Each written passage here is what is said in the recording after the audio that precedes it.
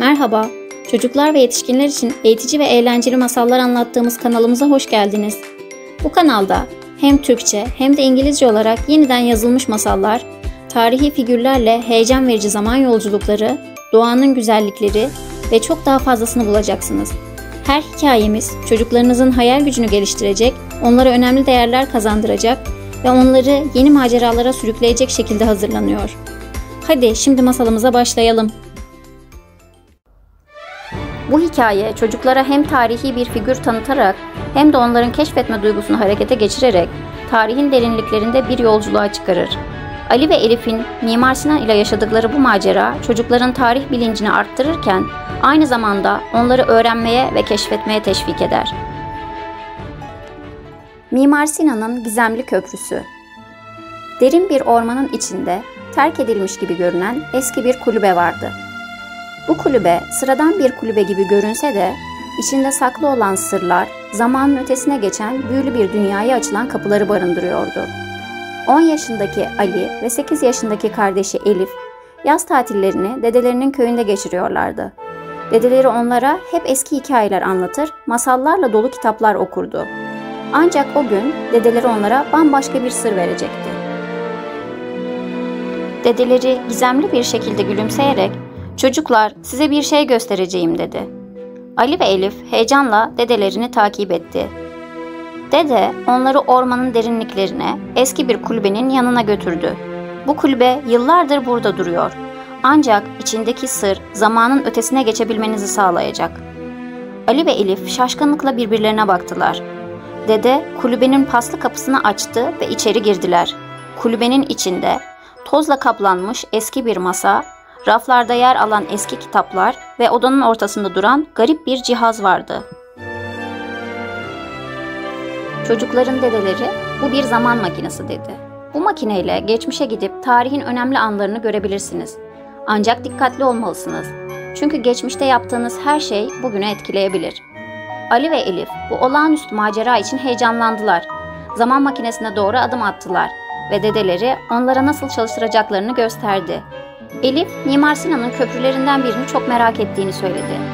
Ali de ona katıldı ve dedeleri makinenin düğmelerini ayarladı. Bir anda etraflarında dönen renkler belirdi ve kendilerini 16. yüzyılda buldular. Ali ve Elif gözlerini açtıklarında kendilerini büyük bir inşaat alanının ortasında buldular. Koca taş bloklar, keresteler ve çalışan işçilerle dolu bir alanın tam ortasındaydılar. Etraflarına bakarken uzakta uzun boylu, beyaz sakallı bir adam gördüler. Adam ağırbaşlı bir şekilde inşaatı denetliyor ve işçilere talimatlar veriyordu. "Bu Mimar Sinan olmalı," dedi Elif heyecanla. Ali başını sallayarak onayladı. Kardeşler yavaşça Sinan'ın yanına yaklaştılar. Mimar Sinan onları fark ettiğinde nazik bir şekilde gülümseyerek yanına çağırdı. "Gelin çocuklar," dedi. "Burada ne arıyorsunuz?" Ali ve Elif bir an ne diyeceklerini bilemediler. Biz gelecekten geldik," dedi Ali çekinerek. Mimar Sinan kaşlarını hafifçe kaldırdı ama şaşkınlık göstermedi. "Gelecekten mi? Pekala. Burası da sizin için bir öğrenme zamanı olacak o zaman. Benimle gelin, size buradaki köprüyü göstereyim." Mimar Sinan çocukları henüz tamamlanmamış olan köprünün yanına götürdü. Köprü iki kıyıyı birleştiren devasa bir yapıydı. İnşaatın detaylarını anlatırken Sinan'ın gözlerindeki parıltı, işine olan sevgisini ve saygısını gösteriyordu. "Bu köprü sadece iki kıyıyı değil, aynı zamanda insanları ve medeniyetleri de birleştirecek," dedi. "Her taş, her kiriş dikkatle ve sabırla yerleştirilmeli. Çünkü bu köprü yüzlerce yıl boyunca ayakta kalacak." Ali ve Elif, Mimar Sinan'ın anlatımlarından büyülenmişlerdi. Sinan'ın bilgi ve tecrübesi onların hayal gücünü ateşledi. Ancak bir süre sonra köprünün inşaatında bir sorun olduğunu fark ettiler. Bir taş blok doğru yerleştirilmemişti ve bu tüm köprüyü tehlikeye atabilirdi.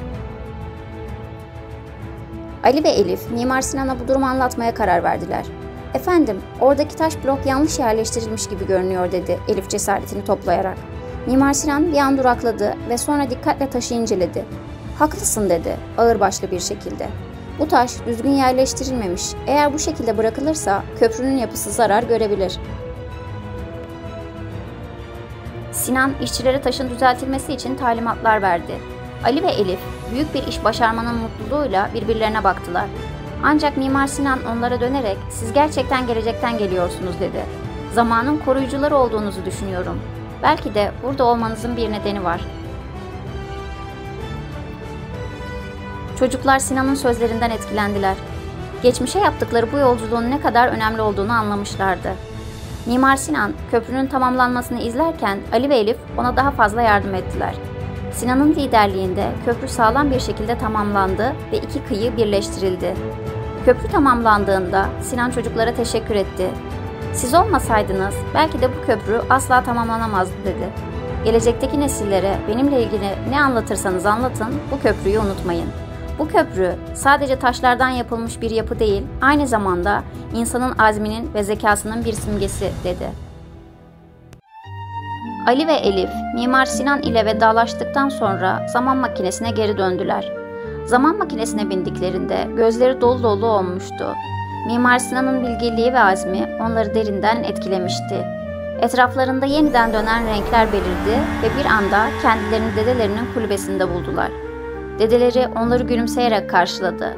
"Nasıl bir yolculuktu?" diye sordu. Ali ve Elif birbirlerine baktılar ve aynı anda cevap verdiler. "Muhteşemdi." Dedelerine Mimar Sinan ile yaşadıkları macerayı anlattılar ve köprüyü nasıl tamamlamalarına yardımcı olduklarını gururla söylediler. Dedeleri onları dinledikten sonra "Tarih hepimizin öğrenmesi gereken büyük bir öğretmendir," dedi. Mimar Sinan'ın yaptıkları sadece geçmişte kalmadı. Bugün bile onun eserleri bize ilham veriyor. Siz de onun gibi gelecekte büyük işler yapabilirsiniz. Ali ve Elif bu zaman yolculuğundan öğrendikleri derslerle dolu olarak eve döndüler. Mimar Sinan'ın köprüsü onların kalbinde derin bir iz bırakmıştı. Artık sadece masallarla değil, tarihle de iç içe bir serüvene atılmışlardı. Ve kim bilir, belki bir gün yine zaman makinesiyle başka bir tarihi figürle tanışacaklardı. Bizi izlediğiniz için teşekkürler. Eğer bu hikayeyi beğendiyseniz beğen butonuna basmayı ve yorum yaparak düşüncelerinizi bizimle paylaşmayı unutmayın. Siz hangi masalı dinlemek istersiniz? Yorumlarda bize yazın. Belki de bir sonraki maceramız sizin istediğiniz masal olabilir. Abone olmayı ve yeni videolarımızdan haberdar olmak için zil ikonuna tıklamayı unutmayın. Yeni hikayelerle, maceralarla ve keşiflerle dolu videolarımızı kaçırmayın. Bir sonraki masalda görüşmek üzere.